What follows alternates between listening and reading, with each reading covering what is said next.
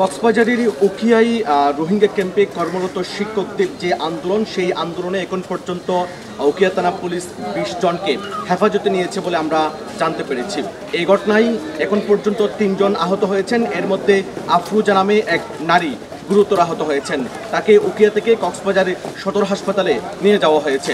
তবে সকাল থেকে পুলিশ, র্যাব এবং ডিবি পুলিশের সদস্যদের যে কঠোর অবস্থান সেটি আমরা লক্ষ্য করেছি এবং সকাল 6টা থেকে তাদের যে আন্দোলন, পূর্বঘোষিত আন্দোলন, সেই আন্দোলন কক্সবাজারের উখিয়ার বিভিন্ন ক্যাম্পের প্রবেশমুখে চলছিল। পুলিশ গিয়ে সেখানে বাধা দেয়, পরে ধাওয়া পাল্টা হয় এবং সেখান থেকে পুলিশ 20 জনকে আটক করে থানায় নিয়ে আসে।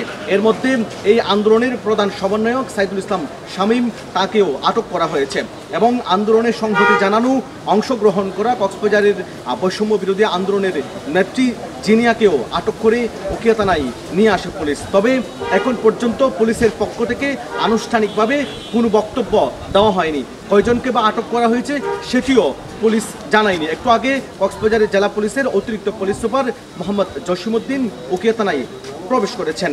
তিনি জানিয়েছেন যাদেরকে আটক করা হয়েছে এর মধ্যে তদন্ত করে যারা নির্দোষ তাদেরকে ছেড়ে দেওয়া হবে। তবে সকাল থেকে যে পুলিশের যে অবস্থান, সে অবস্থানের কারণে আন্দোলন ছত্রভঙ্গ হয়ে গেছে। এখন পর্যন্ত আন্দোলনে যারা জড়িত তাদের সাথে আমরা কথা বলেছি, তারা বলছেন পুলিশের যে অবস্থান, সে অবস্থানের কারণেই তারা তাদের যে কর্মসূচি, সেই কর্মসূচি পালন করতে পারছে না। অন্যদিকে পুলিশ বলছে যারা এই ঘটনায় জড়িত তাদেরকে গ্রেফতার দেখানো হবে এবং যারা দোষী নয় তাদেরকে ছেড়ে দেওয়া হবে বলে সেটি জানানো হয়েছে পুলিশের পক্ষ থেকে।